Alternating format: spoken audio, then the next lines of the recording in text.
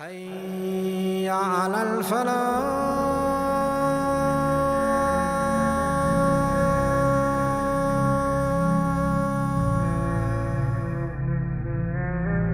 Born in a home of richness, mother was Khunnat bint Malik. He was extremely handsome. When other Sahaba radiallahu ta'ala anhum used to have one or two pieces of clothing, his clothes was custom made and came all the way from Syria. When he walked the streets of Mecca, that women would line up just to glance at him. The fragrance that he left behind, people would know that Mus'ab Ibn Umayr radiallahu ta'ala anhu walked this path. Had everything he wanted, who lived the life of a prince. But come one day in his life, he heard about people gathering in a home that a messenger had come to them. And one night he sneaked out of his home and he went to the house of Arqam Ibn Abil Arqam. They went and he opened the door and they saw the prince in front of them, perfumed, dressed, custom-made clothing. They were very happy. That particular night, the Rasul sallallahu alaihi wasallam was speaking about the hellfire and the things the people are engaging in the dunya that would take them to the hellfire.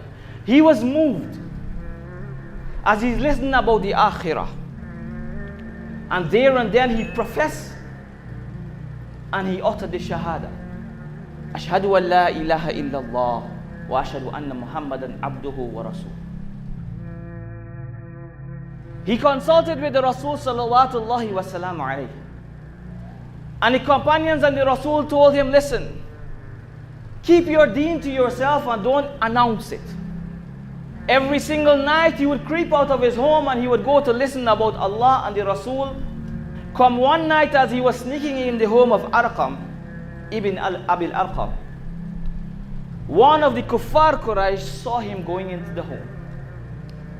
And he brought it up to their family meetings and they said, Ya Mus'ab, have you left the traits of our forefathers? And he announced and he professed his faith and says, yes, I have.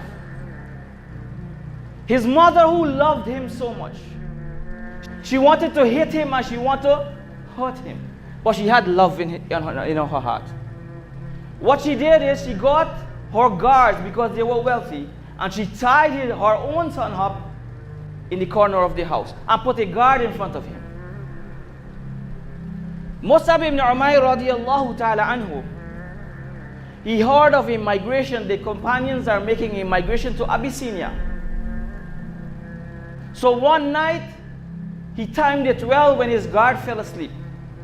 He unshackled himself and he made the migration. False news came, my respected brothers and elders, that Makkah has accepted Islam, and he came back only to find that it was false news. There he met his mother, and his mother told him, are you still in the deen of Muhammad sallallahu wasallam alayhi? And he says, yes.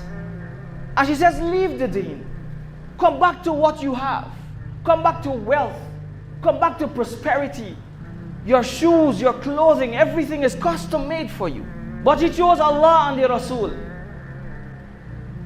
and he left them. Upon leaving them, she said, listen, every single thing that you have been living by like a prince for 20 years now, you have to leave them all behind and go to whatever you want. Leaving the home, his uncle met him and he says, leave even without your clothes. He went to the companions, he got a piece of cloth, and that is what he covered himself with. The Rasul sallallahu alayhi wasallam taught him Quran, and he was very versed in Quran, to the extent that Medina was about to open. And in the Bayatul Aqaba, and some of the companions of Medina came to Makkah, and they asked Rasulullah sallallahu wasallam alayhi, can you send someone to teach us deen, to teach us Quran? And the Rasul sallallahu alaihi wasallam sent the first ambassador of Islam, the first ambassador of Muhammad salawatullahi wa salam alayhi, Mus'ab Ibn Umayr to Medina. He made the migration, he came to Medina. As'ad ibn Zurara radiallahu ta'ala anhu was the one who looked after him in Medina. And he was very, very, very pious. A young man, give up everything before, coming into Medina teaching the people. One day in his lectures, in his dars, one of the enemies came to him and wanted to hurt him. Are you leaving everything our forefathers came with? I wanted to fight. He says, instead of fighting me, why don't you listen to what I have to say? Instead of fighting me, why don't you listen to what I have to say? The man agreed, they sat down. Mus'ab ibn Umayr started to read the Quran. Allah changed the heart of his enemy and he accepted Islam. He says, I know of a man who is a friend of mine, who is the leader of his tribe. If he accepts Islam, the entire tribe will accept Islam. He brought his friend, he listened to Mus'ab ibn Umayr, he accepted Islam, the entire tribe accepted Islam. When the Rasul salawatullahi wa salam alayhi came into Medina, Medina was filled with Muslims. Who was the one who opened Medina? Many times we hear of the hadith that when someone dies, their actions stop except three things. One of them is what? Of some deeni knowledge that you have left behind. That if this person continue to do it, you will get the reward even in your grief. Who was the one who opened Medina? Who was the one who converted all those people in Medina before the coming of Rasulullah salawatullahi wa salam alayhi? It was Mus'ab ibn Umayr. It was a time of Badr, and the Muslims got victory.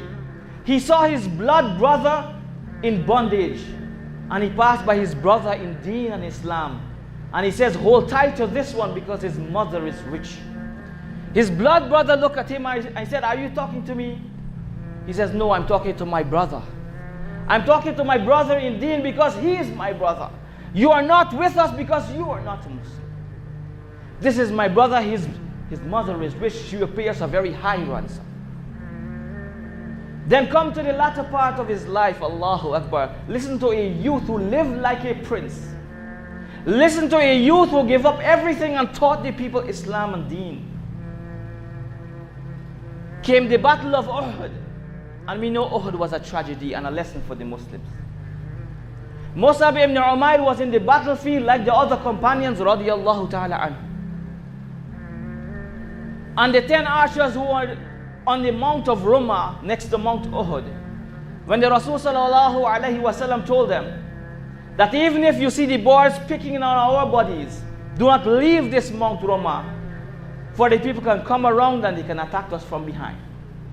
But as the companions disobeyed because they thought they won, and Khalid bin Walid took the horsemen and came around and started to attack the Muslims, even the Rasulullah sallallahu alayhi wa sallam was pierced through his teeth.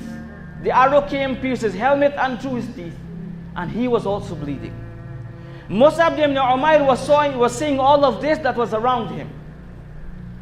And there and then he made a decision. You see, many a times, my respected brothers and sisters, we live in a society of affluence, influence, a society where we are rich, where we have many things in our lives, and we don't want to give up some of them for the deen of Allah. Mus'ab ibn Umayr seeing the people attacking the Rasulullah. So he started to chant and he says, Allahu Akbar, and other things. And he drew the attention of these people. And over 70 of them attacked him. The split decision that he made at the time, and he held the banner of Islam in his hands, was, should I die for Allah and His Rasul, or should I flee the battlefield? You see, here is where you and I come in. What are the split decisions we make in our lives? He was in the battlefield. Death is around him. The Rasul sallallahu alayhi wa sallam is being attacked. He chanted, he diverted them. They are coming to attack him. Had the banner in both hands. As they come towards him, he recited one ayah. وَمَا مُحَمَّدٌ إِلَّا رَسُولٌ قَدْ خَلَتْ مِنْ قَبْلِهِ الرُّسُلُ أَفَإِنْ مَاتَ. You know, and it continues. Muhammad is none but a messenger. Muhammad is just but a messenger. Other messengers have died before him. If he is killed, would you then go back on your heels? And the people came and they cut off his right hand, and he held the banner on his left hand. And they came on the other side and he recited the verse again. Only that time it wasn't a verse, it was a statement of Mus'ab Ibn Umayr. وَمَا مُحَمَّدٌ إِلَّا رَسُولٌ. And he cut off his left hand. And then he clutched the flag. He clutched the banner of Islam between what is remaining of his hands. And he recited the ayah again, but they spared him and he fell dead. 70 plus wounds for the deen of Allah and the Rasul. Later on, Allah subhanahu wa ta'ala honored the words of Mus'ab Ibn Umayr and he made it an ayah in Surah Al Imran. وَمَا مُحَمَّدٌ إِلَّا رَسُولٌ. And it continues. The companions walking in the battlefield, the battle is over. And they were instructed to give salams to the shuhada. And the Rasul sallallahu alayhi wa sallam came onto the body of Mus'ab Ibn Umayr. And he says, Assalamu alayka ya Mus'ab Ibn Umayr. Looking at Mus'ab Ibn Umayr with 70 plus wounds, dead for Allah and His Rasul. They brought him and they looked towards the things that he had with him when he died. The belongings, and they didn't find nothing but one old torn blanket. And they are about to bury Mus'ab Ibn Umayr when they pulled the blanket. When they pulled the blanket over his head, his feet would become uncovered. They pulled the blanket towards his feet, his head would become uncovered. Who set the trends in today's society that we live in? Who set the standards? Who set the bar high? Look at the man who lived like a prince and look at what he gave up. Now look at the way that he died. When in Mecca, he had every single thing that he ever wanted. Now when he died, one blanket cannot even cover him when he is being shrouded. Allahu Akbar. The Rasul sallallahu alayhi wa sallam was about to pray the janazah of Mus'ab ibn Umayr. And the Rasul sallallahu alayhi wa sallam recited one ayah. From the believers are those real men who fulfill the covenant that was given to them by Allah. Some of the believers, some of the real men, they already give, they already fulfilled their due. And some of them are waiting to give their due. And they would not differ. They would not exchange that, but they would give it again and again. And the Rasul sallallahu alayhi wa sallam looked at the body of Mus'ab ibn Umayr and he said, Bakhin Bakh. Verily, the multaqa, the place of meeting for us, Mus'ab ibn Umayr,